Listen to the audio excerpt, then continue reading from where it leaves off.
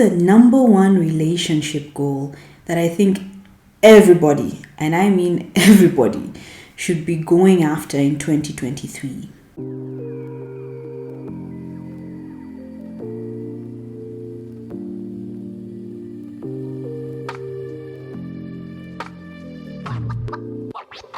Hi, my name is Mary. Welcome to Love Notes by Mary, where we talk about what it means to chase after God's heart in all things relationship, whether you're single, dating, you're married, perhaps even parenting. What is the number one relationship goal that I think everybody should be chasing after in 2023? It's not about people actually. It's about Jesus as a bridegroom and the church as his bride. What do I mean by that? I started off 2022 with a very interesting dream where God was showing me the reality of him as a bridegroom and the church as his bride. And some of the things that as the church, as his bride, we needed to be prepared for when it came to receiving him as a bridegroom. And as the year panned out, I got to really encounter so much of God's heart and mind for us as his bride, for us as the church. And that's why I believe this is the number one relationship goal we should all be pursuing. I know there are people in our lives, perhaps that we even know from a distance, who exemplify healthy divine relationships. And there's nothing wrong with looking at their lives and learning from them. However, we have to also remember that the original design that God had for marriage was for it to reveal the relationship between Jesus and the church. It wasn't just for us to be happy and to live happily ever after. There was a long-term end goal for it. It was more than just having kids. It was more than the gated house with a nice car and with a spouse you're proud to be seen with, and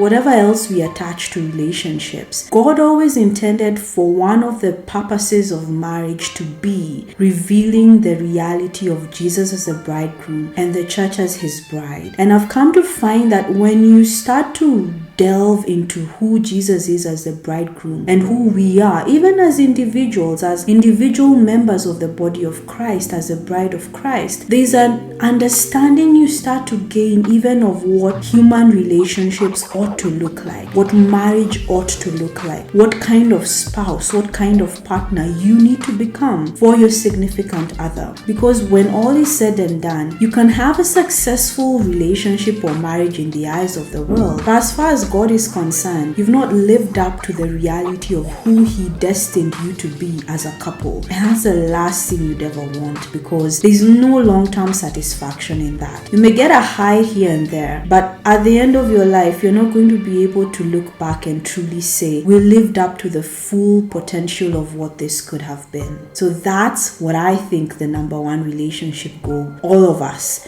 should be pursuing. Thanks for joining me today. See you in the next episode.